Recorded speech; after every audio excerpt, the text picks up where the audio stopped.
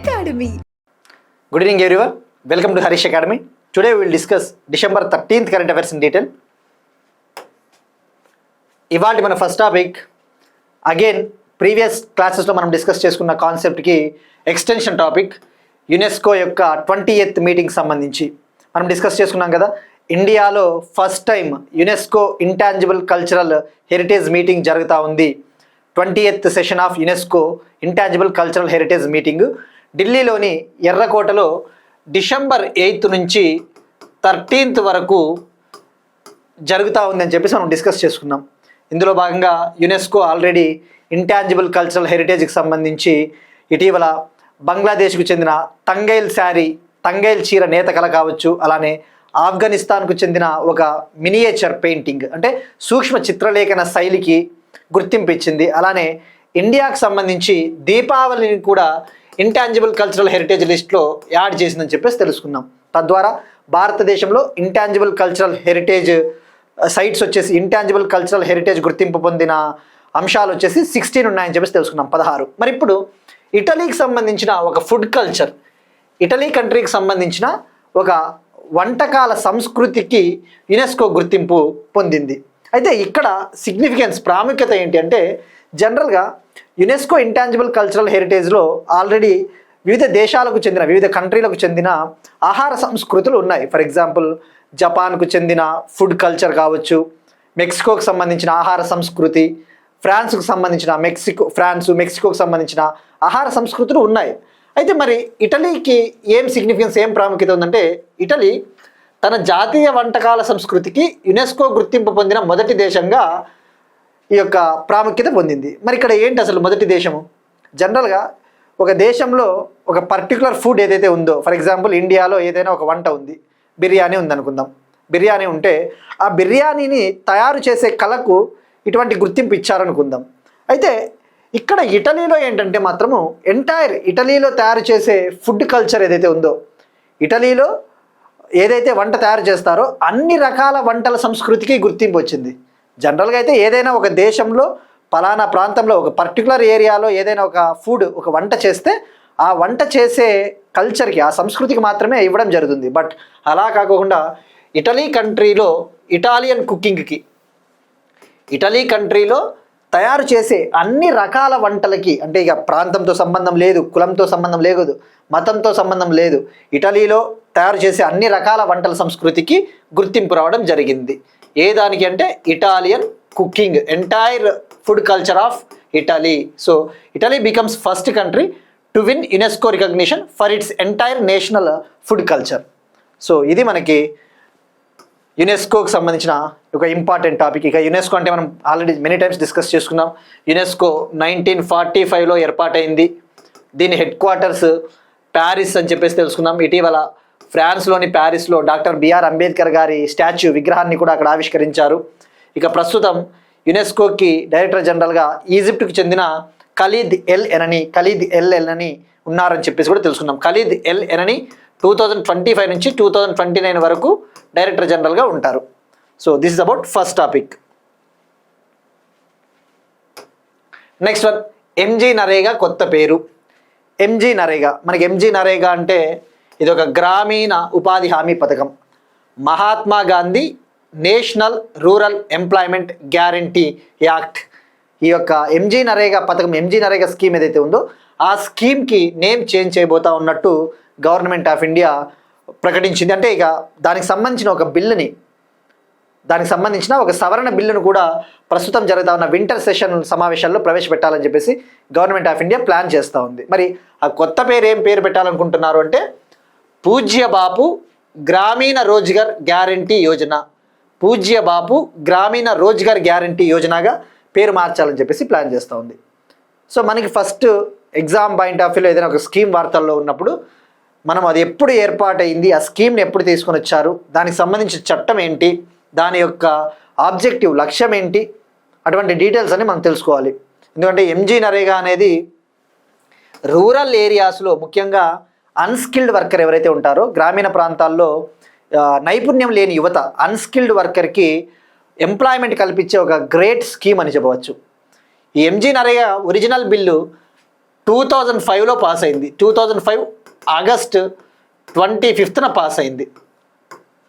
మరి దీని ముఖ్య ఉద్దేశం ఆబ్జెక్టివ్ రూరల్ ఏరియాస్లో హౌస్ హోల్డ్స్ ఈ హౌస్ హోల్డ్స్ ఉంటాయి కదా, ఇండ్లు, ఆ ఇండ్లల్లో అడల్ట్ మెంబర్స్ ఎవరైతే ఉంటారో ఆ అడల్ట్ మెంబర్స్కి 100 days ఆఫ్ వర్క్ ఒక ఫినాన్షియల్ ఇయర్లో, ఒక ఆర్థిక సంవత్సరంలో 100 రోజుల పనిని కల్పించాలి. To provide 100 days of work to the adult members of rural house holds.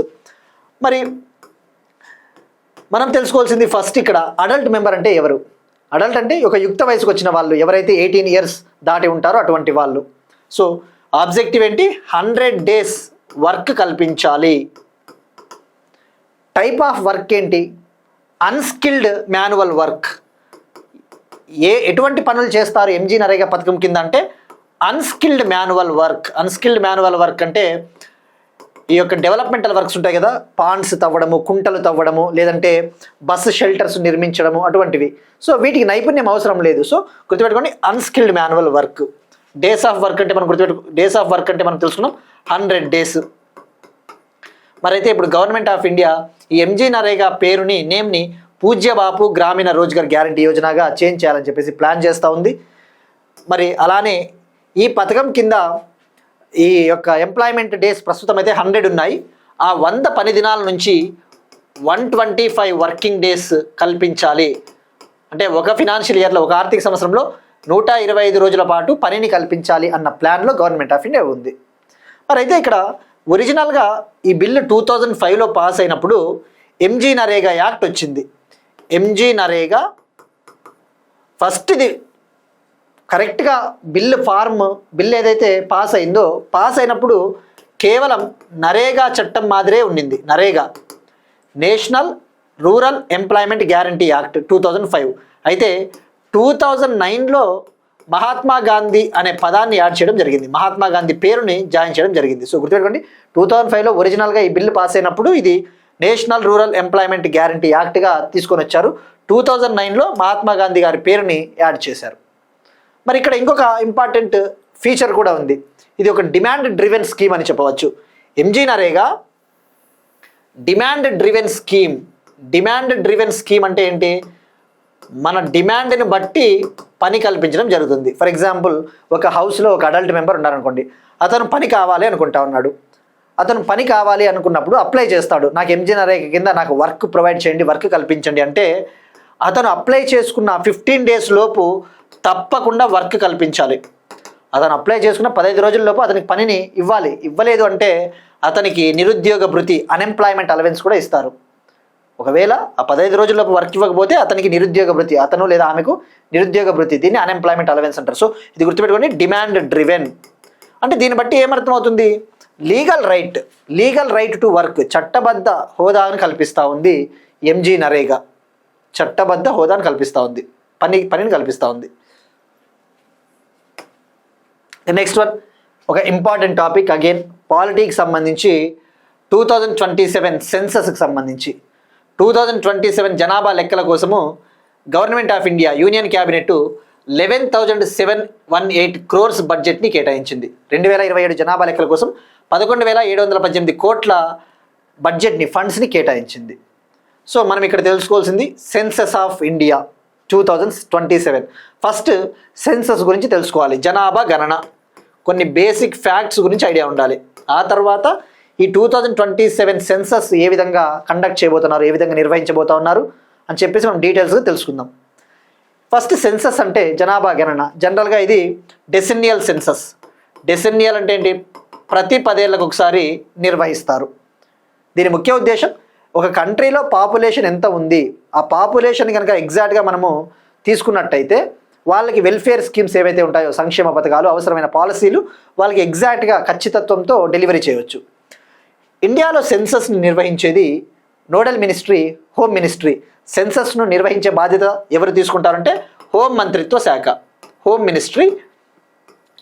Ministry కింద office of the registrar general of India and census commissioner అనే ఒక ఆఫీస్ ఉంటుంది. హోమ్ మినిస్ట్రీ కింద office of the registrar general and census commissioner office of the registrar general and census commissioner will undertake census activity for every 10 years.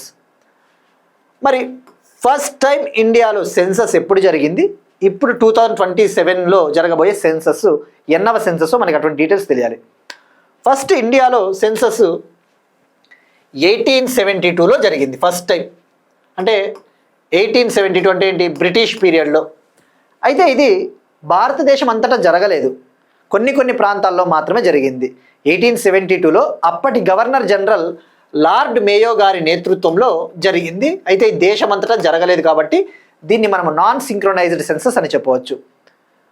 First census which was happened in 1872 but it is a non synchronised census. Synchronise అంటే ఏంటి, synchronisation అంటే అంతా ఒకేసారి జరగాల, synchronisation. So non synchronised census that's happened in 1872 under the leadership of Lord Mayo, the then governor general during the British period.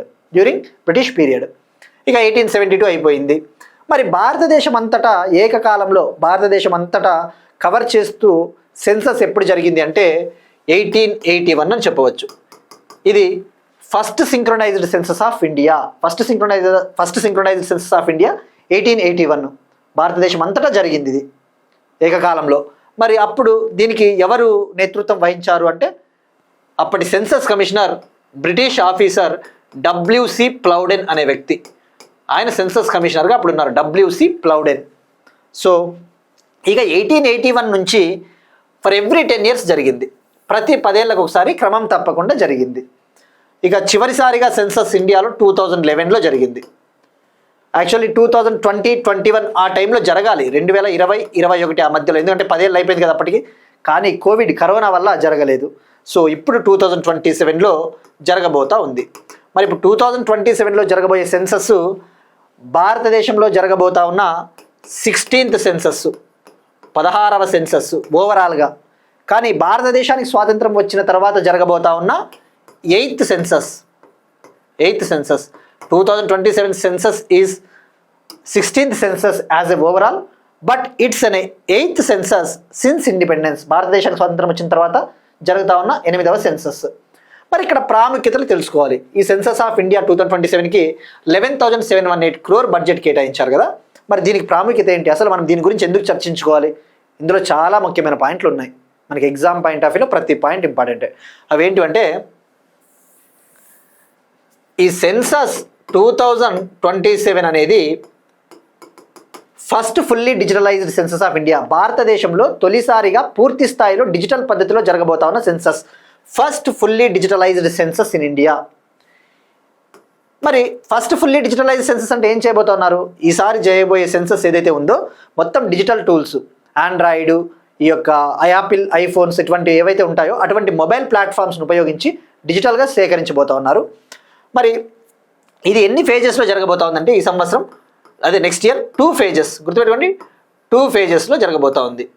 మనకి ఎప్పుడైనా ఒక census అయినా ఒక స్పెషల్ ఇంటెన్సివ్ రివిజన్, ఎన్నికల జాబితాకు సంబంధించి ప్రత్యేక ముమ్మర సవరణ జరుగుతూ ఉంది కదా, అది ఇప్పుడు ప్రత్యేక ముమ్మర సవరణ ఇండియాలో 9 states మరియు 3 union territoriesలో phase 2లో భాగంగా జరుగుతూ ఉంది. phase 1లో బీహార్లో జరిగింది 2025లో.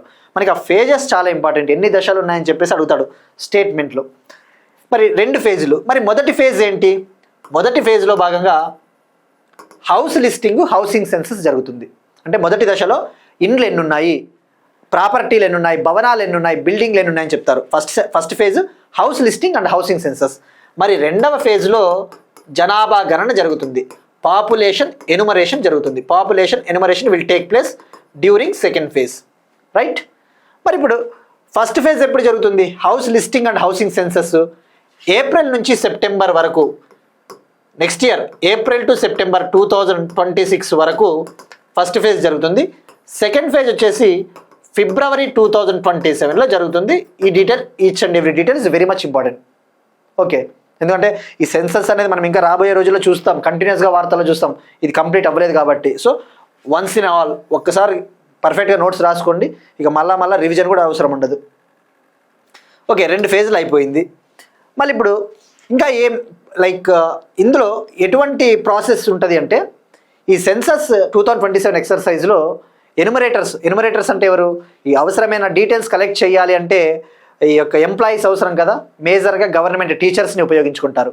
అయితే ఈ సెన్సస్ 2027 కోసము ఈ ఎనుమరేటర్స్ ఈ యొక్క వివరాలు కలెక్ట్ చేయడం కోసము ఆ ఎనుమరేటర్స్ని స్టేట్ గవర్నమెంట్సే అందించబోతా ఉన్నాయి, రాష్ట్ర ప్రభుత్వాలే అందించబోతా ఉన్నారు. అంటే ఏంటి, కోఆపరేటివ్ ఫెడరల్ స్పిరిట్లో భాగంగా సమాఖ్య స్ఫూర్తి. సెన్సస్ని నిర్వహించేది యూనియన్ హోమ్ మినిస్ట్రీ, కానీ దానికి అవసరమైన మానవ వనరులు అందిస్తూ ఉన్నది రాష్ట్ర ప్రభుత్వాలు. So it's a symbol of cooperative federalism spirit in India. Okay right. Okay, ఇక నెక్స్ట్ ఇంకొక ఇంపార్టెంట్ టాపిక్ ఉంది. సెన్సస్ అనేది మరి ఏ లిస్ట్లో ఉంటుంది? మనకి పాలిటీలో 7th షెడ్యూల్లో union list, state list, concurrent list. List 1 union list, list 2 state list రాష్ట్ర జాబితా, లిస్ట్ 3 కాన్కరెంట్ లిస్ట్ సంయుక్త జాబితా. సెన్సస్ అనేది యూనియన్ సబ్జెక్ట్, ఇది చాలా ఇంపార్టెంట్, గుర్తుపెట్టుకోండి. అంటే కేంద్ర ప్రభుత్వ జాబితా, కేంద్ర ప్రభుత్వమే చట్టాలు చేస్తుంది, ఆ విషయం గుర్తుపెట్టుకోండి. మరి సెన్సస్ను నిర్వహించడానికి, కండక్ట్ చేయడానికి ఏమైనా చట్టాలు ఉన్నాయా అంటే సెన్సస్ యాక్ట్ 1948 ఉంది. సెన్సస్ యాక్ట్ 1948 ఉంది. అలానే సెన్సస్ రూల్స్ 1990 ఉంది. సెన్సస్ రూల్స్, సెన్సస్ నిబంధనలు 1990. సో రైట్, సెన్సస్ మనకి 2 ఫేజ్లు అని చెప్పేసి మనం తెలుసుకున్నాం. మరి ఇక్కడ ఇంకొక ఇంపార్టెంట్ పాయింట్ ఏంటి అంటే మనకి ఇందులో క్యాస్ట్ ఎన్యుమరేషన్ని కూడా చేపట్టబోతా ఉన్నారు. అంటే కులాల వారీగా కూడా డీటెయిల్స్ చేపట్టబోతా ఉన్నారు. దానికంటే ముందు ఇంకో ఇంపార్టెంట్ పాయింట్ ఏంటంటే రెఫరెన్స్ డేట్ అని ఉంటుంది ఒకటి. రెఫరెన్స్ డేట్, ఇప్పుడు సెన్సస్ చేపట్టాలి అంటే దేశవ్యాప్తంగా పలానా డేట్ కల్లా జనాభా డీటెయిల్స్ని సేకరించాలి. ఒక స్పెసిఫిక్ పాయింట్ కల్లా ఈ పాపులేషన్ డీటెయిల్స్ని కలెక్ట్ చేయాలి వీళ్ళ ఎన్యుమరేటర్స్ ఎవరైతే ఉంటారో. దానికోసం 2 రెఫరెన్స్ డేట్లని సెట్ చేశారు. రెఫరెన్స్ డేట్ అంటే ఆ పలానా దినం కల్లా మీరు మాకు ఆ జనాభా గణన, ఆ జనాభాకు సంబంధించిన డేటా తీసుకురావాలి. ఆ డేటా ఇస్తేనే మేము దాన్ని పబ్లిష్ చేస్తాం. మరి ఈ రెఫరెన్స్ డేట్లు వచ్చేసి 2 రెఫరెన్స్ డేట్లు పెట్టింది హోం మంత్రిత్వ శాఖ. ఒకటి October 1, 2026 ఒక రెఫరెన్స్ డేటు, March 1, 2027 ఒక రెఫరెన్స్ డేటు. ఈ October 1, 2026 ఏంటంటే మనకి స్నో బౌండ్ ఏరియాస్ ఉన్నాయి, ఎక్కువగా మంచు కురిసే ప్రాంతాలు, ముఖ్యంగా కేంద్రపాలిత ప్రాంతాలైన యూనియన్ టెరిటరీస్ అయిన జమ్మూ అండ్ కాశ్మీర్, లడక్, హిమాచల్ ప్రదేశ్, ఉత్తరాఖండ్, జమ్మూ అండ్ కాశ్మీర్, లడక్, ఈ 4 ప్రాంతాలకి రెఫరెన్స్ డేట్ October 1, 2026 నిర్ణయించారు. అంటే ఏంటి, October 1, 2026 కల్లా ఆ పాపులేషన్ డీటెయిల్స్ మాకు అవసరం. ఎందుకంటే మళ్ళీ అక్కడ మంచు కురిసినప్పుడు అక్కడ పోయి సర్వేలు చేపట్టలేరు. So highly difficult. ఇక రెస్ట్ ఆఫ్ ద ఇండియాకి, మిగతా భారతదేశానికి మాత్రం March 1, 2027 అని చెప్పారు. అంటే ఆ రోజు కల్లా ఆ జనాభా డీటెయిల్స్ అన్ని వీళ్ళు కలెక్ట్ చేయాల్సి ఉంటుంది. సో ఇది సెన్సస్కి సంబంధించిన ఇన్ఫర్మేషన్. ఇక్కడ ఇంకొక పాయింట్ ఉంది. ఈ సెన్సస్ ఆఫ్ ఇండియా 2027కి మనం ఒక ప్రాముఖ్యత చెప్పుకున్నాం. ఏమని, ఇది భారతదేశంలో జరుగుతూ ఉన్న మొదటి డిజిటల్ సెన్సస్. మరొక ప్రాముఖ్యత ఏంటంటే ఈసారి జరగబోతా ఉన్న ఈ సెన్సస్లో కులాల వారీగా వివరాలను కూడా సేకరించబోతా ఉన్నారు. Caste enumeration is going to be conducted along with the census 2027. Caste enumeration is going to be conducted along with the census 2027. అంటే ఏంటి, జనరల్గా చివరిసారిగా ఇండియాలో 1931లో భారతదేశానికి స్వాతంత్రం రాకముందు 1931లో సెన్సస్ నిర్వహించినప్పుడు మాత్రమే ఇండియాలో కులాల వారీగా ఏ కులం వాళ్ళు ఎంతమంది ఉన్నారని చెప్పేసి క్యాస్ట్ ఎన్యుమరేషన్ జరిగింది అప్పుడు. ఇక భారతదేశానికి స్వాతంత్రం వచ్చినప్పటి నుంచి కులాల వారీగా ప్రజల వివరాలు సేకరించలేదు. బట్ సిన్స్ ఇండిపెండెన్స్, స్వాతంత్రం వచ్చిన తర్వాత తొలిసారిగా for the first time caste enumeration is going to be conducted along with census 2027. Right. మరి మనకి సోషియో ఎకనామిక్ క్యాస్ట్ సెన్సస్ ఉంది కదా, అది కూడా డౌట్ రావచ్చు. భారతదేశంలో సోషియో ఎకనామిక్ క్యాస్ట్ సెన్సస్ 2011 ఉంది. సామాజిక ఆర్థిక కుల గణన, సోషియో ఎకనామిక్ క్యాస్ట్ సెన్సస్ ఉంది, సామాజిక ఆర్థిక కుల గణన. మరి ఇది ఆల్రెడీ కులానికి సంబంధించిన డీటెయిల్స్ ఉన్నాయి కదా అంటే ఇది 2011 సెన్సస్తో పాటు నిర్వహించలేదు. 2011 సెన్సస్తో పాటు దీన్ని కండక్ట్ చేయలేదు. సపరేట్ ఎక్సర్సైజ్గా, ప్రత్యేక కార్యక్రమంగా దీన్ని నిర్వహించారు. దట్టు కంప్లీట్ డీటెయిల్స్ ఇందులో ఉండవు. ఎందుకంటే మనం చూస్తూ ఉన్నాం, కొన్ని రాష్ట్రాలు డిమాండ్ చేస్తూ ఉంటాయి ఈ యొక్క కులాల వారీగా డీటెయిల్స్ పబ్లిష్ చేయండి అని చెప్పేసి. సో ఇవి మనకి సెన్సస్ 2027 సంబంధించిన కంప్లీట్ ఇన్ఫర్మేషన్. ఇక నెక్స్ట్ టైం నుంచి ఎప్పుడు వార్తల్లో ఉన్నా కూడా మనకు ఒకసారి ఈ నోట్స్ రెఫర్ చేసుకుంటే సరిపోతుంది. నెక్స్ట్ వన్, సుప్రీంకోర్టు ఏఐ కమిటీని పునర్నిర్మించిన CJI justice Suryakant, chief justice of India, present భారత ప్రధాన న్యాయమూర్తిగా ఉన్న జస్టిస్ సూర్యకాంత్ గారు సుప్రీంకోర్టు ఆర్టిఫిషియల్ ఇంటెలిజెన్స్ కమిటీని రీకాన్స్టిట్యూట్ చేశారు, పునర్నిర్మించారు. ఇక్కడ సుప్రీంకోర్టు ఏఐ కమిటీ అంటే ఆర్టిఫిషియల్ ఇంటెలిజెన్స్ మనం చూస్తూ ఉన్నాం. ఇప్పుడు ఈ ఆర్టిఫిషియల్ ఇంటెలిజెన్స్ని జ్యుడిషియరీలో ఎక్కువగా యూజ్ చేస్తూ ఉన్నారు, న్యాయ వ్యవస్థల్లో. ఎందుకు? ఎఫిషియన్సీని, ట్రాన్స్పరెన్సీని తీసుకురావాలి, అవసరమైన సామర్థ్యాన్ని, అవసరమైన పారదర్శకతను తీసుకురావడం కోసం ఏఐని ఉపయోగిస్తూ ఉన్నారు. ఇటీవల మనం డిస్కస్ చేసుకున్నాం, కర్ణాటక డిస్ట్రిక్ట్ అడ్మినిస్ట్రేషన్లో ఏఐని ప్రవేశపెట్టింది. ఈ జిల్లా న్యాయ వ్యవస్థలో ఆర్టిఫిషియల్ ఇంటెలిజెన్స్ని కర్ణాటక ప్రవేశపెట్టిందని చెప్పేసి మనం తెలుసుకున్నాం. సో అయితే ఈ ఏఐని ప్రవేశపెట్టేటప్పుడు చాలా ఛాలెంజెస్ ఉంటాయి, సవాళ్ళు ఉంటాయి, టెక్నికల్ ఛాలెంజెస్, సైబర్ రిస్క్స్ ఉంటాయి. సో అలాంటప్పుడు మనకి ఈ ఏఐని ఎలా యూజ్ చేయాలి, ఏ విధంగా డిప్లాయ్ చేయాలి, ఏ విధంగా దీన్ని వాడుకోవాలని చెప్పేసి దాన్ని పరిశీలించడం కోసం, విధి విధానాలను తయారు చేయడం కోసం సుప్రీంకోర్టు ఏఐ కమిటీని రీకాన్స్టిట్యూట్ చేశారు. ఇప్పుడు ఈ ఏఐ కమిటీలో 4 మెంబర్స్ ఉంటారు. దీనికి హెడ్ మనకు తెలుసుకుంటే సరిపోతుంది. ఈ ఏఐ కమిటీకి ఎవరు నేతృత్వం వహించబోతా ఉన్నారంటే సుప్రీంకోర్టు జస్టిస్ పిఎస్ నరసింహ గారు. సుప్రీంకోర్టు జస్టిస్ పిఎస్ నరసింహ గారు దీనికి అధ్యక్షత వహించబోతున్నారు. సో జస్ట్ గుర్తుపెట్టుకోండి, 4 మెంబర్స్. అందులో మెంబర్స్ మనకి అంత అవసరం లేదు, జస్ట్ హెడ్ ఎవరో గుర్తుపెట్టుకుంటే సరిపోతుంది ఎప్పుడైనా ఒక కమిటీ వార్తల్లో ఉన్నప్పుడు. నెక్స్ట్ వన్, బెంచ్ మార్క్ వైకల్యాలున్న అభ్యర్థుల కోసం సెంటర్ ఆఫ్ చాయిస్ సౌకర్యాన్ని ప్రవేశపెట్టిన UPSC, union public service commission. మనకి సెంట్రల్ లెవెల్లో ఆల్ ఇండియా సర్వీసెస్ ఎగ్జామ్స్ని నిర్వహిస్తుంది యూపీఎస్సీ, కాన్స్టిట్యూషనల్ బాడీ, రాజ్యాంగబద్ధ సంస్థ. అయితే ఇప్పుడు ఈ యూపీఎస్సీ ఎవరైతే persons with bench mark disabilities ఉంటారో, బెంచ్ మార్క్ వైకల్యం అంటే దివ్యాంగులు, అటువంటి అభ్యర్థులు వాళ్ళకి నచ్చిన సెంటర్ని సెలెక్ట్ చేసుకోవడం కోసం, జనరల్గా మనకి యూపీఎస్సీ సెంటర్స్ ఎగ్జామ్ పెట్టుకునేటప్పుడు ఫిల్ అయిపోతాయి త్వరగా. మనము లేట్గా అప్లై చేసుకుంటే మనకు నచ్చిన సెంటర్ దొరకదు. కానీ వీళ్ళకు సౌకర్యం కల్పించాలి, వీళ్ళకి ఎటువంటి ఇబ్బందులు, ఛాలెంజెస్ ఉండకుండా చేయాలని చెప్పేసి వాళ్ళకి నచ్చిన సెంటర్ని, సెంటర్ ఆఫ్ చాయిస్ని సెలెక్ట్ చేసుకునే ఒక ఫెసిలిటీని కల్పించింది యూపీఎస్సీ. సో ఇక యూపీఎస్సీ అంటేనే గుర్తు కావాల్సినది మనకి ఒక కాన్స్టిట్యూషనల్ బాడీ. ఈ ఆర్టికల్ 315 నుంచి 323 వరకు యూపీఎస్సీ గురించి డీల్ చేస్తుంది. ఆర్టికల్ 315 నుంచి 323 వరకు యూపీఎస్సీ గురించిన వివరాలు, అంటే యూపీఎస్సీ యొక్క విధి విధానాలు, ఫంక్షన్స్, మెంబర్స్ ఎవరు ఉంటారు, అటువంటివన్నీ కూడా డీల్ చేస్తుంది. ఆర్టికల్ 315 వచ్చేసి there shall be public service commission for the union and the states.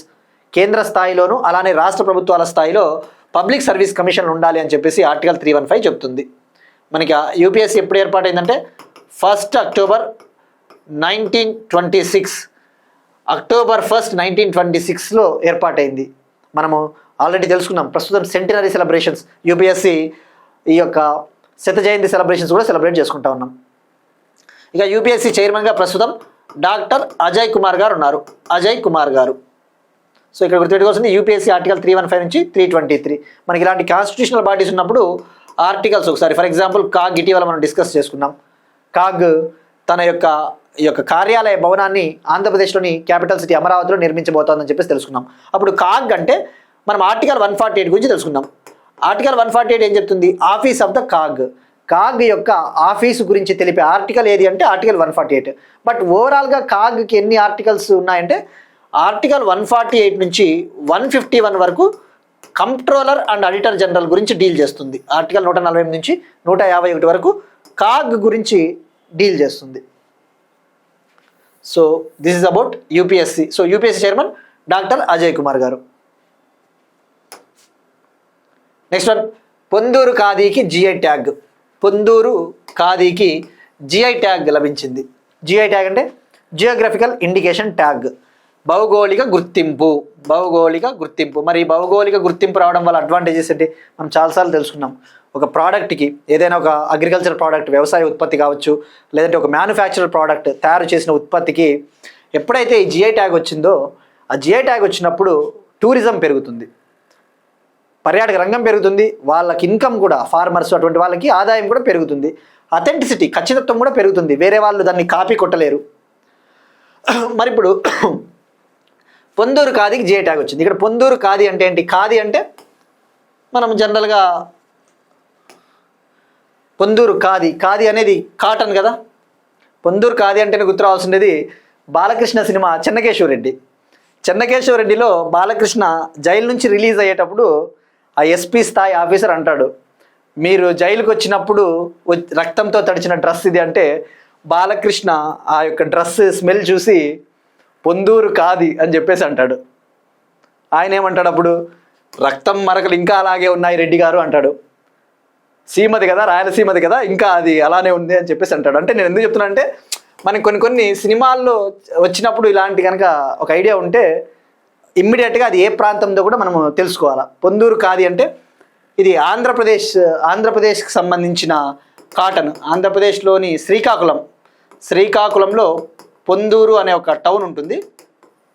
అక్కడ దీన్ని చేతితోనే నేస్తారు. హ్యాండ్ స్పన్ కాటన్ అంటే ఏంటి, చేతితోనే దీన్ని తయారు చేస్తారు. పవర్ లూమ్స్ యూస్ చేయరు, చేతి మగ్గాలతో దీన్ని తయారు చేస్తారు. సో ఇక జిఐ ట్యాగ్ అంటే మెనీ టైమ్స్ వి డిస్కస్డ్. రీసెంట్గా తమిళనాడులోని 5 ప్రోడక్ట్స్ కూడా జిఐ ట్యాగ్ వచ్చింది. సో జిఐ రిజిస్ట్రీ వచ్చేసి చెన్నై, తమిళనాడు. జిఐ రిజిస్ట్రీ ఏ మంత్రిత్వ శాఖ కింద ఉంటుందంటే ministry of commerce and industry, పరిశ్రమలు మంత్రిత్వ శాఖ. ఇక హైయెస్ట్ జిఐ ట్యాగ్స్ వచ్చేసి ఉత్తరప్రదేశ్, సెకండ్ ప్లేస్లో తమిళనాడు ఉంది. భారతదేశంలో ఫస్ట్ జిఐ ప్రోడక్ట్ వచ్చేసి డార్జిలింగ్ టీ, వెస్ట్ బెంగాల్కి చెందిన డార్జిలింగ్ టీకి వచ్చింది 2004-5లో. సో దిస్ అబౌట్ పొందూరు కాది, ఆంధ్రప్రదేశ్ అనే విషయం గుర్తుపెట్టుకుంటే సరిపోతుంది. Next one, operation cyber hawk 2.0. Operation cyber hawk 2.0. Delhi పోలీసులు ఆపరేషన్ సైబర్ హాక్ 2.0ని లాంచ్ చేశారు. ఇక్కడ పేర్లోనే ఉంది సైబర్ హాక్. సో అంటే సైబర్ క్రిమినల్స్ని పట్టుకోవాలి, సైబర్ క్రిమినల్స్ పైన లీగల్ యాక్షన్ తీసుకోవడం కోసం ఢిల్లీ గవర్నమెంట్ పోలీసులు లాంచ్ చేశారు.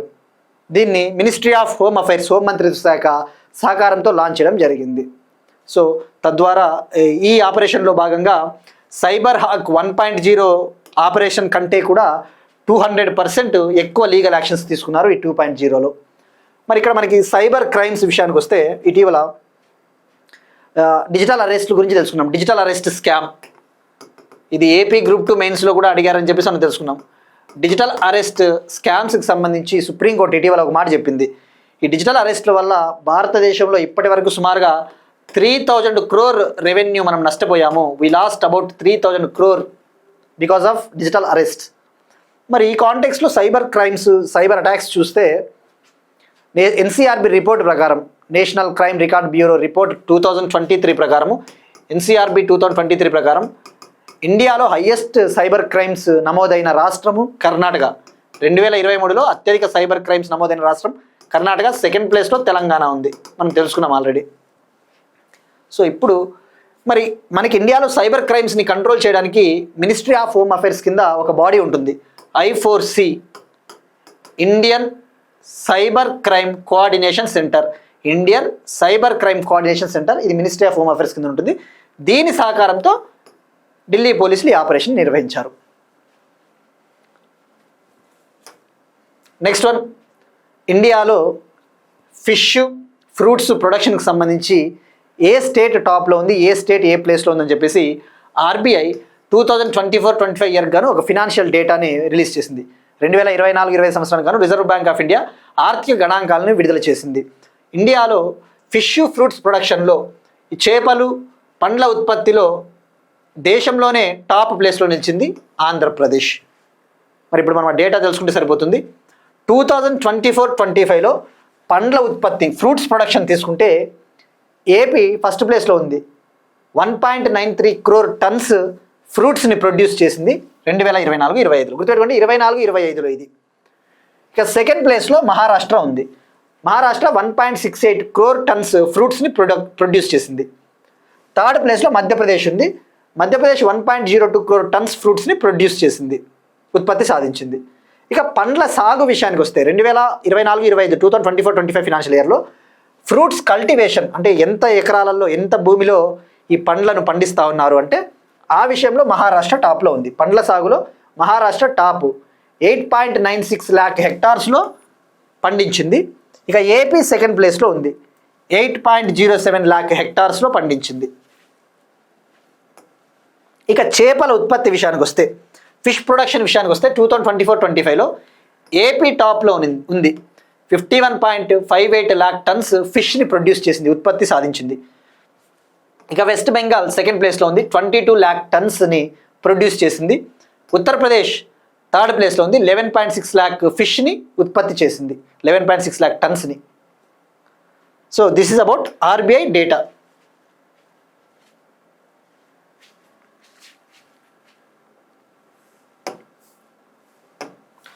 నెక్స్ట్ వన్, ఎకానమీకి సంబంధించి ఒక ఇంపార్టెంట్ టాపిక్. ప్రధానమంత్రి విశ్వకర్మ పథకం కింద ఎంఎస్ఎంఈ మంత్రిత్వ శాఖ అమెజాన్ అవగాహన ఒప్పందము. ప్రైమ్ మినిస్టర్ విశ్వకర్మ స్కీమ్ కింద మైక్రో స్మాల్ మీడియం ఎంటర్ప్రైజెస్ సూక్ష్మ చిన్న మధ్యతరగతి మంత్రిత్వ శాఖ అమెజాన్ కంపెనీతో ఒక ఎంఓయు అవగాహన ఒప్పందాన్ని కుదుర్చుకునింది. అమెజాన్ ఇటీవలే ఇండియాలో నెక్స్ట్ 5 yearsలో పెట్టుబడులు పెట్టబోతోందని చెప్పేసి తెలుసుకున్నాం. తెలంగాణ గవర్నమెంట్ కూడా అమెజాన్తో ఎంఓయు కుదుర్చుకునింది రీసెంట్గా ఇందిరాగాంధీ గారి జయంతి సందర్భంగా. దాని ముఖ్య ఉద్దేశం ఏంటి, తెలంగాణలోని సెల్ఫ్ హెల్ప్ గ్రూప్స్ మహిళలు ఎవరైతే ఉంటారో స్వయం సహాయక సంఘాల మహిళలు తయారు చేసే ప్రోడక్ట్స్కి అవసరమైన మార్కెటింగ్ ఫెసిలిటీస్, అవసరమైన మార్కెట్ సదుపాయాలు కల్పించడం కోసం అమెజాన్తో ఒప్పందం కుదుర్చుకుందని చెప్పేసి తెలుసుకున్నాం. మరి ఇప్పుడు ఎంఎస్ఎంఈ మంత్రిత్వ శాఖ పిఎం విశ్వకర్మ స్కీమ్ కింద అమెజాన్తో ఒప్పందం కుదుర్చుకునింది. మరి ఇక్కడ పిఎం విశ్వకర్మ స్కీమ్ ఏంటి? మనకి పిఎం విశ్వకర్మ ఆర్టిసన్స్ అని ఉంటారు. అంటే ఆర్టిసన్స్ అంటే ఈ యొక్క హస్తకళాకారులు, ముఖ్యంగా వీళ్ళు కమ్మరి వాళ్ళు, కుండలు తయారు చేసేవాళ్ళు, బంగారు పని చేసేవాళ్ళు, కంసాలి వాళ్ళు, ఇటువంటి సాంప్రదాయ వృత్తులపైన ఆధారపడి బతుకుతూ ఉంటారు. సో అటువంటి సాంప్రదాయ వృత్తులపైన ఆధారపడి జీవనం సాగిస్తూ ఉన్న ఈ యొక్క హస్తకళాకారులు ఎవరైతే ఉంటారో ఆ కళాకారులను ప్రోత్సహించాలి అని చెప్పేసి గవర్నమెంట్ ఆఫ్ ఇండియా 2023లో పిఎం విశ్వకర్మ స్కీమ్ని లాంచ్ చేసింది. ఇప్పుడు ఆ పిఎం విశ్వకర్మ స్కీమ్ కింద వీళ్ళు తయారు చేసే ప్రోడక్ట్స్ ఏవైతే ఉంటాయో కుండలు, అటువంటి వాటికి marketing facilities, marketing access, market సదుపాయాలు కల్పించడం కోసం అమెజాన్తో ఒప్పందం కుదుర్చుకున్నది. ఆ విషయం గుర్తుపెట్టుకోండి, దట్స్ ఎనఫ్. అది ఫ్యాక్ట్, మనకి వన్ లైనర్. కానీ again and again I'm telling you, ఏదైనా ఒక స్కీమ్ న్యూస్లో ఉన్నప్పుడు తప్పకుండా ఆ స్కీమ్ గురించి మనం డీటెయిల్స్ తెలుసుకోవాలి. మొన్న ఈపీఎఫ్ఓ ఎగ్జామ్ చూస్తే స్ప్రీ అనే ఒక స్కీమ్ గురించి అడిగాడు. స్ప్రీ, ఈ స్కీమ్ మనం డిస్కస్ చేసుకున్నాం. సో ఆ స్కీమ్లో డీటెయిల్స్ అడుగుతూ ఉన్నాడు. ఎందుకంటే ఈ పిఎం విశ్వకర్మ గురించి మనం ఇటీవల డిస్కస్ చేసుకున్నాం. ఏమని, ఈ పిఎం విశ్వకర్మ స్కీమ్ కింద 25 లక్షల మంది రిజిస్టర్ చేసుకున్నట్టు, ఈ పిఎం విశ్వకర్మ స్కీమ్ కింద ఇప్పటి వరకు సోఫార్ 25 లక్షల మంది లబ్ధిదారులు రిజిస్టర్ చేసుకున్నారని చెప్పేసి తెలుసుకున్నాం. ఎప్పుడు లాంచ్ చేశారు? September 23. మరి ఈ స్కీమ్ కింద ఏమి ఇస్తారు అంటే, వీళ్ళు ఉదాహరణకు ఇలా కుండలు తయారు చేసే వాళ్ళు ఉంటారు కదా, 18 రకాల చేతి వృత్తుల వారు, 18 types ఆఫ్ ఆర్టిసన్స్ ఎవరైతే ఉంటారో వాళ్ళు తయారు చేసే ప్రోడక్ట్స్కి మార్కెటింగ్ ఫెసిలిటీస్ కావచ్చు, అలానే వాళ్ళకి స్కిల్ ట్రైనింగ్, నైపుణ్య శిక్షణ ఇస్తారు, మోడర్న్ టూల్ కిట్స్, వాళ్ళకి అవసరమైన అత్యాధునిక పనిముట్లు ఇస్తారు, క్రెడిట్ యాక్సెస్, అవసరమైన ఆర్థిక సహకారము, మార్కెట్ లింకేజ్ అందించడం జరుగుతుంది. మరి ఏమి వృత్తులు కవర్ అవుతాయంటే కార్పెంటరీ, పాటరీ, ఇలాంటివన్నీ, టైలరింగ్, ఇటువంటివన్నీ కవర్ అవుతాయి. మరి దీన్ని ఎప్పుడైనా ఒక మినిస్ట్రీ ఏదైనా ఒక స్కీమ్ వార్తలో ఉన్నప్పుడు మనం తెలుసుకోవాల్సింది, దీన్ని లాంచ్ చేసిన మంత్రిత్వ శాఖ ఏది, దీనికి కేటాయించిన బడ్జెట్ ఎంత, ఇది ఎన్నేళ్ల పాటు అమల్లో ఉంటుంది, ఇది ఏ టైప్ ఆఫ్ స్కీము, ఈ స్కీమ్ కింద ఎంత ఆర్థిక సహాయం అందిస్తారు, అటువంటివన్నీ తెలుసుకోవాలి. దీన్ని లాంచ్ చేసిన మినిస్ట్రీ యాక్చువల్లీ 2023లో ప్రారంభించింది. దీన్ని మినిస్ట్రీ ఆఫ్ ఎంఎస్ఎంఈ మంత్రిత్వ శాఖ, నోడల్ మినిస్ట్రీ. ప్రధానంగా దీన్ని అమలు పరిచే బాధ్యత ఎంఎస్ఎంఈ మంత్రిత్వ శాఖ. కానీ ఈ పథకాన్ని ministry of skill development and entrepreneurship సహకారంతో కూడా దీన్ని రన్ చేస్తుంది. ఏది, నైపుణ్య అభివృద్ధి మరియు entrepreneurship scheme ministry of skill development and entrepreneurship సహకారం తీసుకుంటుంది. అలానే మినిస్ట్రీ ఆఫ్ ఫైనాన్స్ సహకారం కూడా తీసుకుంటుంది, ఆర్థిక మంత్రిత్వ శాఖ సహకారం కూడా తీసుకుంటుంది. ఆ విషయం గుర్తుపెట్టుకోండి. బట్ నోడల్ మినిస్ట్రీ అంటే మాత్రం ఎంఎస్ఎంఈ మినిస్ట్రీ అనే విషయం గుర్తుపెట్టుకోండి. ఇక మరి ఈ విశ్వకర్మ స్కీమ్కి కేటాయించిన బడ్జెట్ 13,000 crore, 13,000 కోట్లు. ఇది 5 ఏళ్ల పాటు అమల్లో ఉంటుంది, 2023-24 నుంచి 27-28 వరకు. ఇది central sector scheme. Central sector scheme అంటే కేంద్ర ప్రభుత్వ పథకము. అంటే కేవలం దీనికి అవసరమైన నిధులన్నీ గవర్నమెంట్ ఆఫ్ ఇండియానే ఇస్తుంది, రాష్ట్రాలు ₹1 పెట్టుకోవాల్సిన అవసరం లేదు.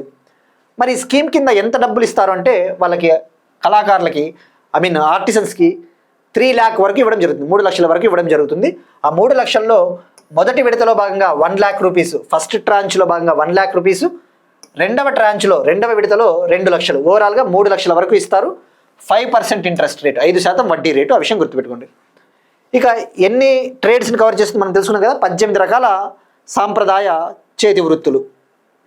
ఇక కవరేజ్ వచ్చేసి ఎంతమందిని ఇది కవర్ చేస్తుందంటే, మొదటి సంవత్సరంలో 5 lakh ఫ్యామిలీస్, మొదటి సంవత్సరంలో 5 లక్షల కుటుంబాలు, ఓవరాల్గా 5 yearsలో 30 lakh ఫ్యామిలీస్, ఓవరాల్గా 5 సంవత్సరాల్లో 30 లక్షల కుటుంబాలు.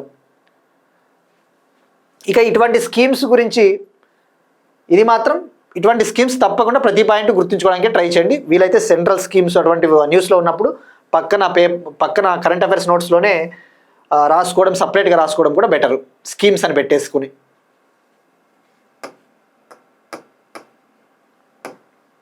నెక్స్ట్ వన్, అగైన్ ఎకానమీకి సంబంధించి ఒక ఇంపార్టెంట్ రిపోర్టు, ప్రపంచ అసమానత నివేదిక 2026 విడుదల. ప్రపంచ అసమానత నివేదిక 2026 విడుదల. World inequality report 2026 released. World inequality report release చేశారు. ఇక్కడ ఇన్ఈక్వాలిటీ, అసమానతలు, ఈ అసమానతలు అంటే ఎకనామిక్ ఇన్ఈక్వాలిటీస్ కావచ్చు, ఆర్థిక అసమానతలు, ఇన్కమ్ ఇన్ఈక్వాలిటీస్ కావచ్చు, ఆదాయ అసమానతలు, వెల్త్ ఇన్ఈక్వాలిటీసు, సంపద అసమానతలు. దానికి సంబంధించి ఓవరాల్గా వరల్డ్ వైడ్, ప్రపంచవ్యాప్తంగా ఎంతమంది చేతిలో సంపద కేంద్రీకృతమైంది, అటువంటి డీటెయిల్స్ అన్నీ కూడా రిపోర్ట్ రూపంలో రిలీజ్ చేయడం జరిగింది. World inequality report. దీన్ని రిలీజ్ చేసింది వరల్డ్ ఇన్ఈక్వాలిటీ ల్యాబ్. ఇది ప్యారిస్కు సంబంధించిన ఒక ల్యాబ్ అని చెప్పవచ్చు. ప్యారిస్కి సంబంధించిన ఒక think tank, France. World inequality lab. మరి ఇప్పుడు ఇది 3వ ఎడిషన్. 2018, 2022లో 2 ఎడిషన్లు రిలీజ్ అయ్యాయి. ఇప్పుడు 3వ ఎడిషన్, 3వసారి దీన్ని రిలీజ్ చేయడం జరిగింది. మరి ఏం చెప్తా ఉంది? మనం ఇటీవల ఒక ఇంపార్టెంట్ టాపిక్ డిస్కస్ చేసుకున్నాం 1 month బ్యాక్. G20 ఒక ఇన్ఈక్వాలిటీ రిపోర్ట్ని రిలీజ్ చేసింది. G20 గ్రూపు ఒక ఇన్ఈక్వాలిటీ రిపోర్టు. ఆ రిపోర్టు ప్రకారం మనం ఏం డిస్కస్ చేసుకున్నాం? ఇండియాలో 2000 నుంచి 2023 మధ్య భారతదేశంలో ఉన్న టాప్ 1% రిచ్ పీపుల్ ఎవరైతే ఉంటారో వాళ్ళ యొక్క వెల్త్, వాళ్ళ సంపద 62% పెరిగింది, 62% ఇంక్రీజ్ అయింది. Between 2000 to 2023 in India, top 1% rich people, their wealth expanded, their wealth increased by 62%. మనం తెలుసుకున్నాం వరల్డ్ వైడ్ ఎంత సంపద ఎవరి చేతుల్లో కేంద్రీకృతమైందని చెప్పేసి. సో ఇది ఒకసారి గుర్తు చేసుకున్నట్లు ఉంటుంది, ఇది గుర్తుంచుకోండి. ఇక ఇప్పుడు ఈ రిపోర్ట్ ఏం చెప్తా ఉంది? Global wealth inequality, world wide సంపద అసమానతలు ఎలా ఉన్నాయి? ప్రపంచవ్యాప్తంగా ఉన్న ప్రపంచ సంపదలో 37% సంపద టాప్ 1% ప్రజల చేతుల్లోనే ఉంది. 37% of global wealth is concentrated in top 1% of the rich people. అలానే 75% మొత్తం ప్రపంచ సంపద టాప్ 10% ప్రజల చేతిలోనే ఉంది. 75% of the total global wealth is concentrated in the hands of top 10% rich people. ఇక ఇండియా విషయానికి వస్తే, భారతదేశంలో వెల్త్ కాన్సన్ట్రేషన్ ఎలా ఉంది, ఇండియాలో ఈ యొక్క సంపద ఏ విధంగా కేంద్రీకృతమైంది? ఇండియా విషయానికి వస్తే 40% మొత్తం సంపద టాప్ 1% భారతీయుల చేతుల్లోనే ఉంది. 40% of the total wealth of India is concentrated in the hands of top 1%. ఇక 65% సంపద టాప్ 10% భారతీయుల చేతుల్లోనే ఉంది. 65% of wealth is concentrated in the hands of top 10% Indians. ఇక గ్లోబల్ ఇన్కమ్ ఇన్ఈక్వాలిటీ విషయానికి వస్తే, ఇది వెల్త్ ఇన్ఈక్వాలిటీ అంటే ఏంటి? వెల్త్ ఇన్ఈక్వాలిటీ అంటే సంపద అసమానతలు. ఇప్పుడు ఇన్కమ్ ఇన్ఈక్వాలిటీ విషయానికి వస్తే, ఇన్కమ్ అంటే ఆదాయం, మనం సంపాదించే నెల సంపాదించే ఆదాయ అసమానతలు ఎలా ఉన్నాయని చెప్పేసి. ఈ గ్లోబల్ ఇన్కమ్ ఇన్ఈక్వాలిటీ విషయానికి వస్తే 53% ప్రపంచ ఆదాయం అంతా టాప్ 10% ప్రజల చేతుల్లోనే ఉంది. 53% of the global income is concentrated in the hands of top 10% people. ఇక భారతదేశం విషయానికి వస్తే ఆదాయ కేంద్రీకృతం ఎలా ఉంది అంటే, ఇన్కమ్ కాన్సన్ట్రేషను 23% జాతీయ ఆదాయము టాప్ 1% భారతీయుల చేతుల్లో ఉంది. 23% of national income is concentrated in the hands of 23% of national income is being earned by top 1%. 23% జాతీయ ఆదాయాన్ని టాప్ 1% ప్రజలే ఆర్జిస్తూ ఉన్నారు. ఇక 58% జాతీయ ఆదాయాన్ని టాప్ 10% భారతీయులే ఆర్జిస్తూ ఉన్నారు, ఆదాయాన్ని పొందుతూ ఉన్నారు. సో ఇవి మనకి డీటెయిల్స్. ఇవన్నీ డెఫినెట్లీ కొద్దిగా గుర్తుపెట్టుకోవడం కొద్దిగా టఫే, బట్ తప్పకుండా గుర్తుంచుకోవాల్సిందే. ఇక మనకి మెయిన్గా ఇన్కమ్ ఇన్ఈక్వాలిటీస్ అంటే గుర్తు రావాల్సినది ఎకానమీలో లోరెంజ్ కర్వ్, గినీ కోఎఫిషియంట్. మనం తప్పకుండా చదువుతాం Lorenz curve, Gini coefficient. Gini coefficient ఏం చెప్తుంది?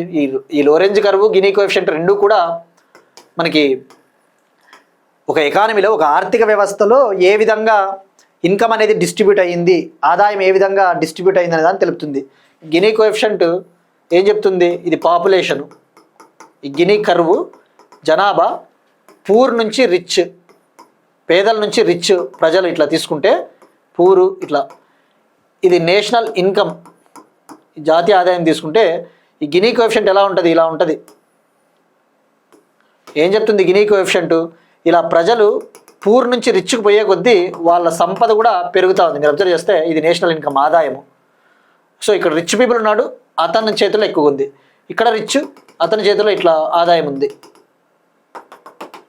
సో ఈ స్ట్రైట్ లైన్ ఉంది కదా, ఇది పర్ఫెక్ట్ ఈక్వాలిటీ, అంటే ఎటువంటి అసమానత లేవు, పర్ఫెక్ట్ ఈక్వాలిటీ. ఇట్లా కర్వ్ ఉంది కదా, ఇది పర్ఫెక్ట్ ఇన్ఈక్వాలిటీ, అంటే ఇక అసమానతలు పర్ఫెక్ట్గా ఉన్నాయి. ఇది ఇన్ఈక్వాలిటీ గ్యాప్, ఇన్ఈక్వాలిటీ గ్యాప్. మరి మనకి మెయిన్గా గినీ కోఎఫిషియంట్లో స్కోర్ వచ్చేసి 0 to 1 కదా. Guinea కోఎఫిషియంట్లో score 0 to 1. 0 అంటే పర్ఫెక్ట్ ఈక్వాలిటీ, ఎటువంటి అసమానతలు లేవు. 1 అంటే పర్ఫెక్ట్ ఇన్ఈక్వాలిటీ, ఇక అసమానతలు హయ్యెస్ట్.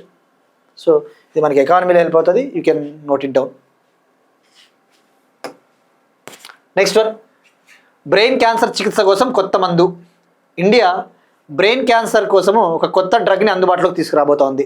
25 years తర్వాత ఇండియాలో అందుబాటులోకి వచ్చింది బ్రెయిన్ క్యాన్సర్ డ్రగ్. దాని పేరు వచ్చేసి, దాని నేము ఒరసైడ్ నిబ్ లేదా ఒరనిగో అంటారు. Vorasidenib or Voranigo drug is related to brain cancer.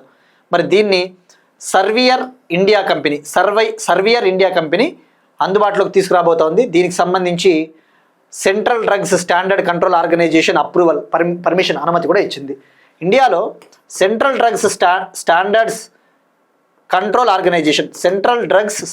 Control organisation అనేది హెల్త్ మినిస్ట్రీ కింద ఉంటుంది, ఆరోగ్య మంత్రిత్వ శాఖ కింద ఉంటుంది.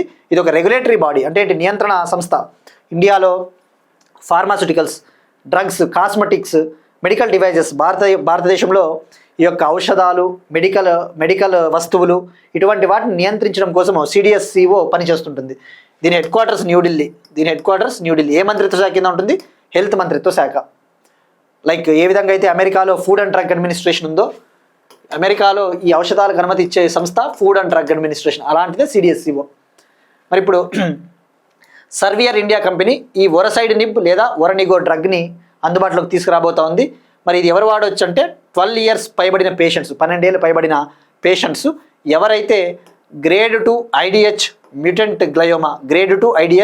మ్యూటెంట్ గ్లయోమా అనే ఒక టైప్ ఆఫ్ బ్రెయిన్ క్యాన్సర్తో బాధపడుతుంటారో వాళ్ళు దీన్ని యూజ్ చేయవచ్చు. సో ఆ నేమ్ గుర్తుంచుకోండి, సరిపోతుంది. నెక్స్ట్ వన్, బెలారస్ బెలూన్ల దెబ్బకు లిథువేనియాలో ఎమర్జెన్సీ. లిథువేనియా కంట్రీలో నేషనల్ ఎమర్జెన్సీని డిక్లేర్ చేశారు, నేషనల్ ఎమర్జెన్సీని ప్రకటించారు. ఎందుకంటే బెలారస్ కంట్రీ వెదర్ బెలూన్స్ని లాంచ్ చేస్తూ ఉంది. ఇక్కడ మీరు అబ్జర్వ్ చేస్తే మ్యాప్లో బెలారస్, ఇవి European countries. Lithuania, Belarus capital Minsk, Lithuania capital Vilnius. మరి ఇప్పుడు ఎందుకు నేషనల్ ఎమర్జెన్సీ విధించారు అంటే లిథువేనియాలో, Belarus country, Lithuania border countries. గత కొన్నేళ్ల నుంచి రీజనల్ టెన్షన్స్ ఉన్నాయి, కొన్ని వివాదాలు. ఇప్పుడు బెలారస్ ఏం చేసిందంటే వెదర్ బెలూన్స్ని, ఒక రకమైన బెలూన్లని ప్రయోగించింది. అయితే దానివల్ల ఈ యొక్క లిథువేనియా ఎయిర్ స్పేస్ ఏదైతే ఉందో గగనతలంలో ఫ్లైట్లకు ఇబ్బంది అవుతోంది, విమానాల రాకపోకలకు ఇబ్బంది ఉందని చెప్పేసి ఎమర్జెన్సీని ప్రకటించింది. ఈ బెలారస్ మా పైన హైబ్రిడ్ అటాక్ చేస్తూ ఉంది. ఇప్పుడు హైబ్రిడ్ అటాక్స్ అంటే సైబర్ అటాక్లు, అటువంటివి హైబ్రిడ్ అటాక్లు అంటారు. ఈ బెలూన్లను లాంచ్ చేయడం ద్వారా మా పైన హైబ్రిడ్ అటాక్ చేస్తూ ఉందని చెప్పేసి లిథువేనియా ప్రైమ్ మినిస్టర్ ప్రకటించారు. మరి ఇక్కడ మనం ఫోకస్ చేయాల్సింది, ఎగ్జామ్లో డైరెక్ట్గా ఎలా అడుగుతాడు? ఇటీవల మనం డిస్కస్ చేస్తున్నాం కదా, RRB Group Dలో ఏమని అడిగాడు? ఇటీవల థాయిలాండ్ ప్రైమ్ మినిస్టర్ షినవత్రాని అక్కడి సుప్రీంకోర్టు తొలగించింది. ఎందుకు? ఆమె కంబోడియా దేశ ప్రెసిడెంట్తో జరిపిన ఫోన్ కాల్ ఏదైతే ఉందో ఆ ఫోన్ కాల్ లీక్ అయింది. ఆ ఫోన్ కాల్ లీక్ అవడం వల్ల ఆమె అతి వినయం ప్రదర్శించారు అని చెప్పేసి అక్కడ సుప్రీంకోర్టు తొలగించింది. వాడు డైరెక్ట్గా ఎలా అడుగుతాడు? ఇటీవల బెలూన్ల దెబ్బకు లిథువేనియాలో ఎమర్జెన్సీ ప్రకటించారు కదా, మరి ఏ దేశం ప్రయోగించిన బెలూన్లు అని చెప్పేసి బెలారస్, లాత్వియా, పోలాండ్, రష్యా అలా ఇవ్వడానికి ఛాన్సెస్ ఉంటాయి. అది మనకి ఫ్యాక్ట్. స్టాటిక్ సరిపోతుంది. నువ్వు ఇంకొద్దిగా అడ్వాన్స్డ్గా ఉండాలి, కరెంట్ అఫైర్స్లో సైన్స్ అండ్ టెక్నాలజీ లాంటివి కూడా నువ్వు చదువుకోవాలి అనుకుంటే నువ్వు వెదర్ బెలూన్స్ గురించి ఐడియా ఉండాలి. వెదర్ బెలూన్స్ అసలు బెలారస్ ప్రయోగించిన వెదర్ బెలూన్స్ ఇవేంటివి? ఇక్కడ ఇలా ఉంటాయి ఈ బెలూన్స్.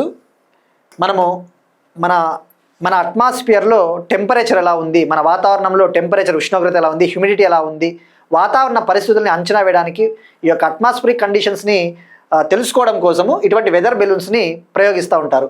మరి ఇవి ఎలా తయారు చేస్తారంటే ఒక కైండ్ ఆఫ్ రబ్బర్తో వీటిని తయారు చేయడం జరుగుతుంది. అయితే వీటిని ఎక్కడ ప్రవేశపెడతారు? మరి ఇప్పుడు ఏమంటా ఉంది లిథువేనియా, వీటిని ప్రయోగించడం వల్ల మా యొక్క గగనతలంలో విమానాల రాకపోకలకు ఇబ్బంది అంటా ఉన్నారు. మరి జాగ్రఫీలో మనము అట్మాస్ఫియర్ గురించి చదివేటప్పుడు ట్రోపోస్పియర్, స్ట్రాటోస్పియర్, మీసోస్పియర్, ఐనోస్పియర్ అటువంటి చదువుతాం. ట్రోపో, స్ట్రాటో, మీసో, ఐనో, ఎగ్జోస్పియర్. ట్రోపో, స్ట్రాటో, మీసో, ఐనో, ఎగ్జో. ఇక్కడ స్ట్రాటోస్పియర్ అంటే ఏంటి? ఇక్కడే కదా మనకి ఫ్లైట్స్ అన్నీ ఎగిరేది. సో ఈ వెదర్ బెలూన్స్ని వాతావరణ పరిస్థితులు అంచనా వేయడం కోసం జనరల్గా ఈ స్ట్రాటోస్పియర్లోకి ప్రవేశపెడతా ఉంటారు. సో అయితే హై ఆల్టిట్యూడ్ బెలూన్స్ అని చెప్పవచ్చు. వీటిని హై ఆల్టిట్యూడ్ బెలూన్స్, అత్యధిక ఎత్తులోకి ప్రయోగించే బెలూన్లు. మరి వీటిలో ఏం గ్యాస్ ఉంటుంది? మోస్ట్గా హీలియం యూస్ చేస్తారు. హీలియం గ్యాస్ లేదా హైడ్రోజన్ గ్యాస్ని ఉపయోగించడం జరుగుతుంది. So these are the basic details. These are more than enough. Now we can move to another topic. Next one, Time 2025 person of the year. Time 2025 person of the year. Time magazine, ఈ Time magazine 2025 ఇయర్కు గాను person of the ఇయర్గా artificial ఇంటెలిజెన్స్కి సంబంధించిన ఆర్కిటెక్ట్స్ని ప్రకటించింది. Time magazine అమెరికాకు చెందిన ఒక మ్యాగజిన్. మరి ఇప్పుడు పర్సన్ ఆఫ్ ద ఇయర్గా architects of AI. Person of the year అంటే ఏంటి? ఈ సంవత్సరానికి ఒక వ్యక్తి. అయితే ఆర్కిటెక్ట్స్ ఆఫ్ ఏఐని ప్రకటించింది. కృత్రిమ మేధస్సు. ఆర్కిటెక్ట్స్ అంటే ఇక కృత్రిమ మేధస్సు ఒకరి వల్ల డెవలప్ కాలేదు. ఈ కృత్రిమ మేధస్సుని డెవలప్ చేయడం కోసం వివిధ కంపెనీలు పోటీ పడ్డాయి, కృషి చేస్తూ ఉన్నాయి. ఉదాహరణకు ట్విట్టర్ ఓనరు ఎలాన్ మస్క్ కావచ్చు, meta company owner mark Zuckerberg కావచ్చు. ఇలాంటి వాళ్ళ కృషి వల్ల ఏఐ డెవలప్ అయింది. కాబట్టి వీళ్ళందరినీ కూడా ఇలా కొంతమందిని ఆ టైమ్ మ్యాగజిన్ పైన, ఆ కవర్ పైన ఆ యొక్క వ్యక్తుల ఫోటోల్ని ముద్రించింది, చిత్రీకరించింది. సో ఏఐ కోసం కృషి చేసిన కొంతమంది ప్రముఖుల వ్యక్తుల్ని పర్సన్ ఆఫ్ ద ఇయర్గా ప్రకటించింది. అంటే ఒక వ్యక్తికి ఇవ్వలేదు ఇది అవార్డు, ఈ గుర్తింపు. సో ఇక్కడ మెయిన్గా ఏఐని డెవలప్ చేయడం కోసము ఎన్విడియా అనే కంపెనీ కూడా చాలా కృషి చేసింది. ఎన్విడియా కంపెనీ మనం డిస్కస్ చేస్తున్నాం కదా, ఇది ప్రపంచంలోనే 5 trillion company, world's 5 trillion company. ప్రపంచంలో 5 ట్రిలియన్ నెట్వర్త్ని సాధించిన కంపెనీ ఇది Nvidia. World's 5 trillion company Nvidia.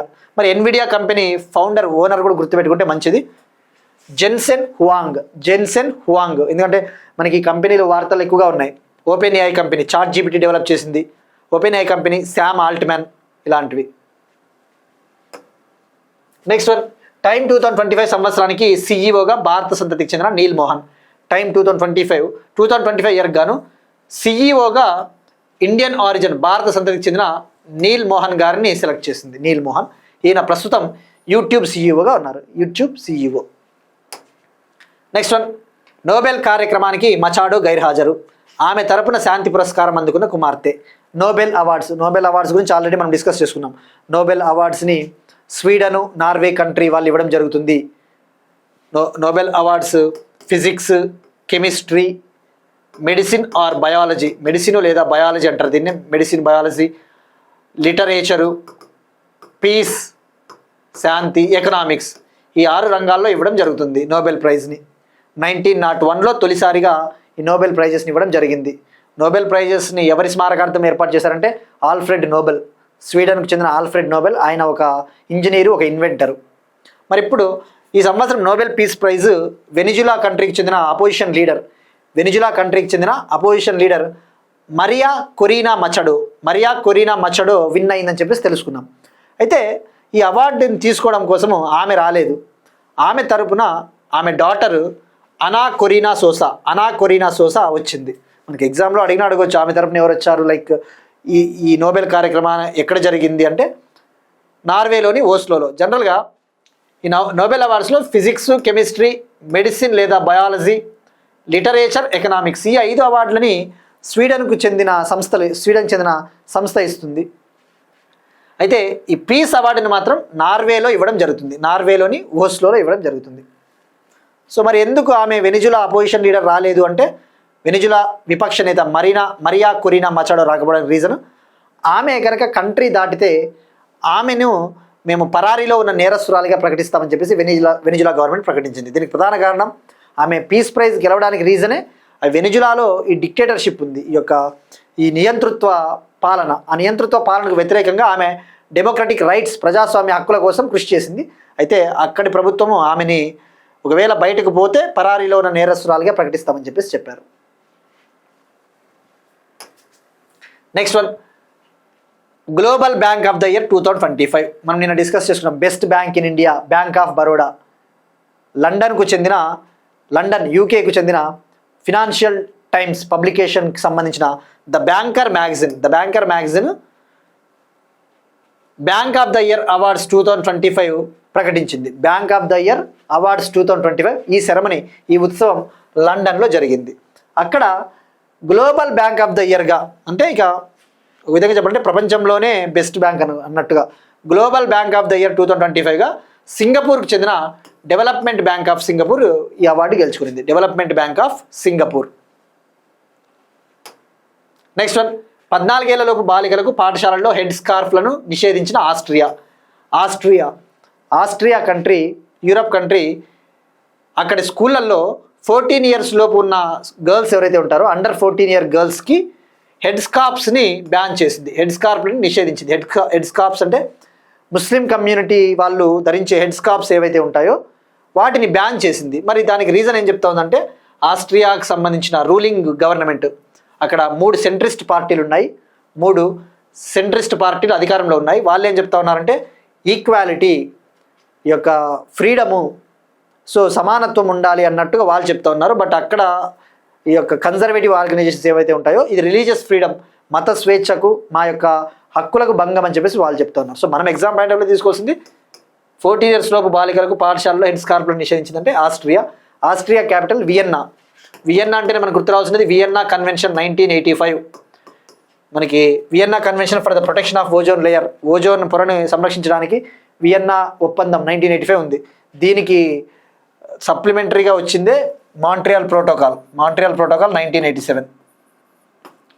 So ఇక అయితే ఇక్కడ ఇటువంటి వార్తల్లో ఉన్నప్పుడు ఇటీవల చూస్తే ఆస్ట్రేలియా కూడా అండర్ 16 ఇయర్స్ టీనేజర్స్కి సోషల్ మీడియాని బ్యాన్ చేసింది. 16 ఏళ్లలోపు టీనేజర్లకి సోషల్ మీడియాని బ్యాన్ చేయడం ద్వారా ప్రపంచంలోనే ఈ యొక్క అండర్ 16 టీనేజర్లకి సోషల్ మీడియాని బ్యాన్ చేసిన first country in the world అంటే Australia. First country in the world to ban social media for under 16 year teenagers is Australia.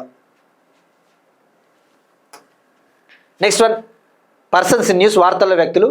మాజీ హోంమంత్రి శివరాజ్ పాటిల్ గారు కన్ను మూశారు. Former union home minister Shivraj Patil passes away. ఇక్కడ మనం ఎగ్జామ్ పాయింట్ ఆఫ్ వ్యూ తెలుసుకోవాల్సింది ఆయన ఏ రాష్ట్రానికి చెందినవారు, ఆయన ఏ రంగం అంటే పొలిటీషియన్, మహారాష్ట్రకు సంబంధించిన వారు. 1991 నుంచి 96 మధ్యలో లోక్సభకి 10th స్పీకర్గా పనిచేశారు. అలానే 2004 నుంచి 8 వరకు యూనియన్ హోమ్ మినిస్టర్గా పనిచేశారు, ఇక అలానే పంజాబ్కి గవర్నర్గా పనిచేశారు. చండీగఢ్ కేంద్రపాలిత ప్రాంతమైన చండీగఢ్కి అడ్మినిస్ట్రేటర్గా పనిచేశారు. 2010 నుంచి 2015 మధ్య పంజాబ్ గవర్నర్గా, చండీగఢ్కి అడ్మినిస్ట్రేటర్గా ఆయన వర్క్ చేశారు. ఇక ఇవాళ క్వశ్చన్ చూస్తే మనం డిస్కస్ చేసుకున్న టాపిక్, ఇటీవల ఆర్బీఐ నుండి స్మాల్ ఫినాన్స్ బ్యాంక్ హోదా పొందిన తొలి పేమెంట్ బ్యాంక్ ఏది? Recently which payment bank got an approval from the RBI to operate as a small finance bank? We discussed already, so try to answer it. ఇక నిన్న అడిగిన క్వశ్చన్కి సమాధానం రామ్గర్ విష్దారి టైగర్ రిజర్వ్, ఇది రాజస్థాన్లో ఉంది.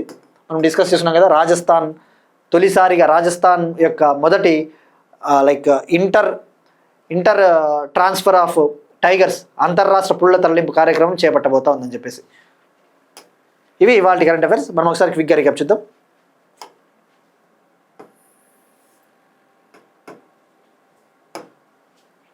తన జాతీయ వంటకాల సంస్కృతికి యునెస్కో గుర్తింపు పొందిన మొదటి దేశం ఇటలీ. ఎంజీ నరేగాకి కొత్త పేరు పెట్టబోతా ఉన్న గవర్నమెంట్ ఆఫ్ ఇండియా పూజ్య బాపు గ్రామీణ రోజ్గార్ గ్యారంటీ యోజన. 2027 జనాభా లెక్కల కోసం 11,718 కోట్ల బడ్జెట్. సుప్రీంకోర్టు ఏఐ కమిటీని పునర్నిర్మించిన CJI justice Suryakant 4 member committee. Benchmark వైకల్యాలున్న పీడబ్ల్యూబీడీ అభ్యర్థుల కోసం సెంటర్ ఆఫ్ చాయిస్ సౌకర్యాన్ని ప్రవేశపెట్టిన యూపీఎస్సీ. పొందూరు ఖాదీకి జే tag Andhra Pradesh Srikakulam. Operation cyber hawk 2.0ని చేపట్టిన ఢిల్లీ పోలీసులు. పండ్లు చేపల ఉత్పత్తిలో దేశంలోనే అగ్రస్థానంలో ఆంధ్రప్రదేశ్. ప్రధానమంత్రి విశ్వకర్మ పథకం కింద ఎంఎస్ఎంఈ మంత్రిత్వ శాఖ అమెజాన్ ఒప్పందం. ప్రపంచ అసమానత నివేదిక 2026 విడుదల. World inequality report 2026. Brain cancer చికిత్స కోసం కొత్త మందు వరనిగో. బెలారస్ బెలూన్ల వల్ల లిథువేనియాలో emergency. Time 2025 person of the year architects of AI. Time 2025 ఇయర్కు సీఈఓగా భారత సంతతికి చెందిన నీల్ మోహన్. నోబెల్ శాంతి బహుమతి కార్యక్రమానికి మచాడో గైర్హాజరు. Global bank of the year 2025 development bank of Singapore. 14 ఏళ్లలోపు బాలికలకు పాఠశాలలో హెడ్ స్కార్ఫ్లను నిషేధించిన ఆస్ట్రియా. మాజీ హోంమంత్రి శివరాజ్ పాటిల్ గారు కన్నుమూత. That's it. These are today's current affairs. Will meet you next time and thank you everyone.